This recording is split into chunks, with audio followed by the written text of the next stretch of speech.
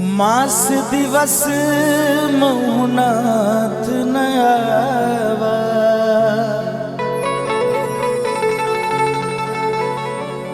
तो पुण्य मोहे जियत नहीं पावा।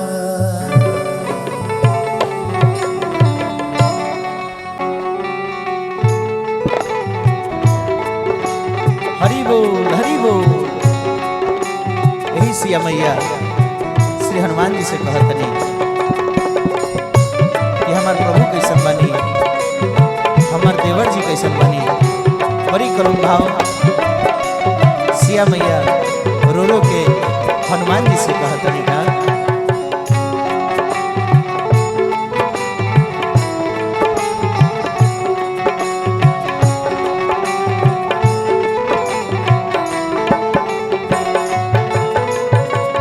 जिंदगी उनका चरणन हो,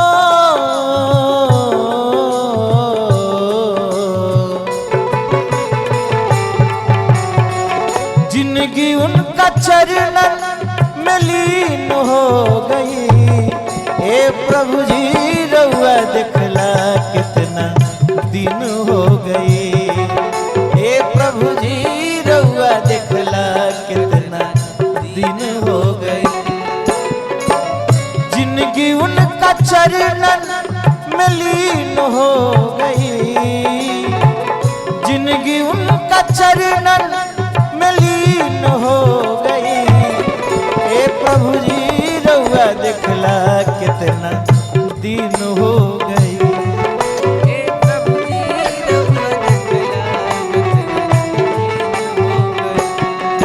हे प्रभु जी रउआ देखला कितना दिन हो गई।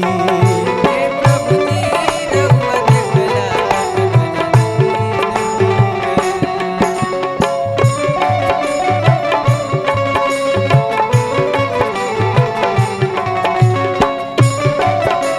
हरि बोल हरि बोल।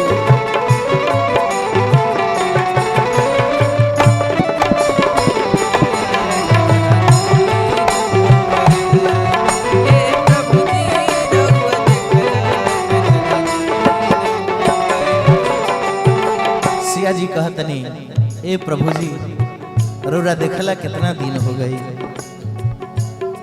रउर याद सतावेला हमरा के रोआवेला।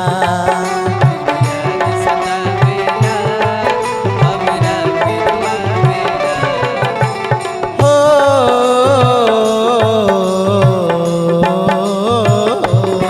रउर याद सतावेला हमरा के रोआवेला।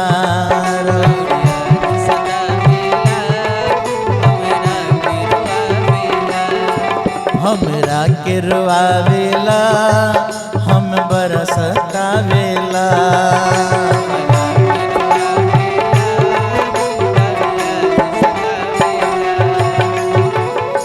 तन पर के गहना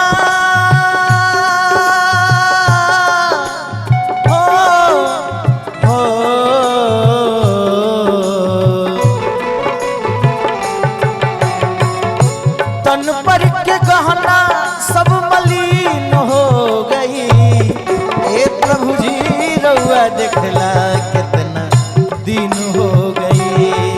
हे प्रभु जी रउआ देखला कितना दिन हो गई। हे प्रभु जी रउआ देखला कितना दिन हो गई। हे प्रभु जी रउआ देखला कितना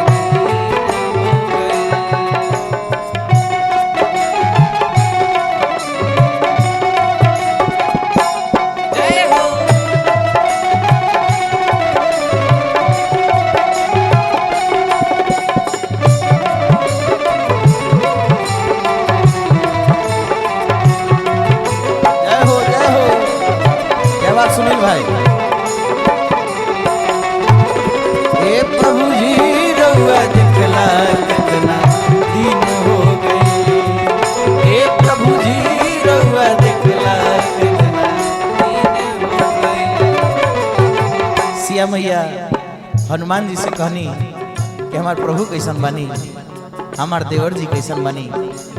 तो हनुमान जी कहनी हाँ मात कुशल प्रभु अनुज समेता।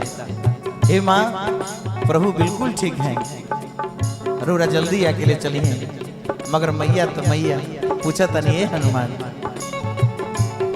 कहाँ हनुमान कहिया है भगवान,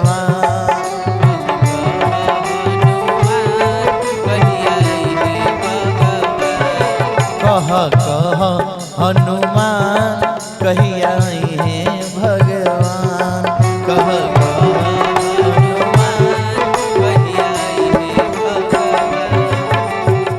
ए हनुमान खुशबू भरल जिंदगी हो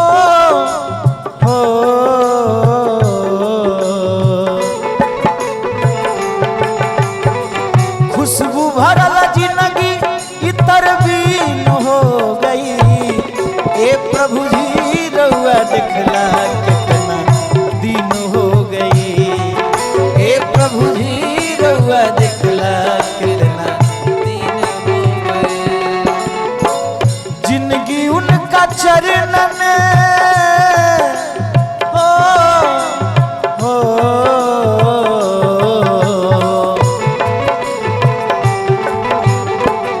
जिंदगी उनका चरणन में लीन हो गई, जिंदगी उनका चरणन में लीन हो गई।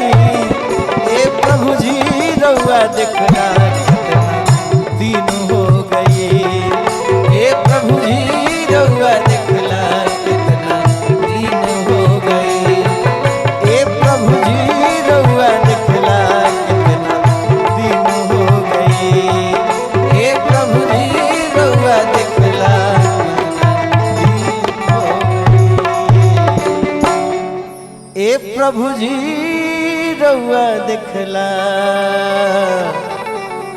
कितना दिन हो गई।